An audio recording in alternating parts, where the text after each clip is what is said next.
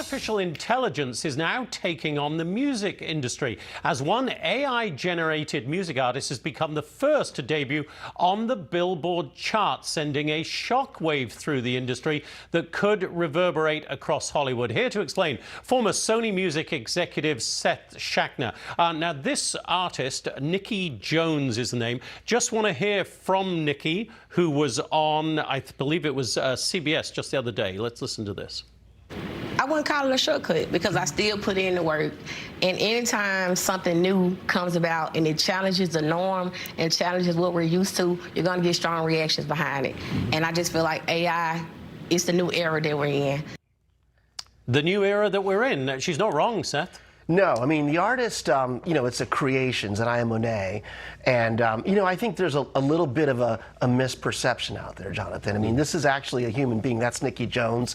She's a songwriter. She's writing the lyrics and poetry and using one of these new AI platforms. This one's called Suno to create a track. And so it's, you know, to me, it's actually just another platform for kind of human expression. You know, she's not really replacing an artist. For instance, somebody who is tone deaf, like me, could say, I've written this beautiful song, I want to create it myself, and I could use AI to do that. So in a way, in this situation, you're saying it's expanding parameters for us. I think so. I mean, look, it's completely understandable with, like, the talent looking at this, whether you're an artist or an actor, and saying, you know, hey, this robot's going to replace me.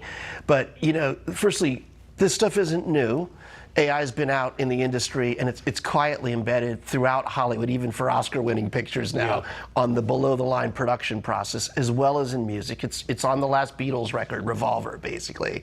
And I think the talent replacement part of it is a little bit overblown. It's certainly legitimate, but this is a human being using it. If you look back, Jonathan, throughout history, I mean, bands like the Gorillaz, I even see it in bands like Kiss that use theater in different ways just to recreate imagery, basically. But here's the thought.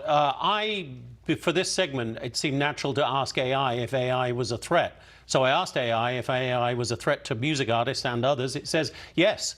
This is the answer I got from Grok. Yes, AI is already a threat to many music artists, and the threat is growing fast. And what they're saying is, for instance, in Nashville, session musicians saying they've had a 60 to 80% drop in calls. So there is a concern there, and a legitimate concern. For sure. Look, there's no question there are threatening aspects. And I think the Hollywood side, which we'll get in a bit, is a little bit more shaken up around this stuff.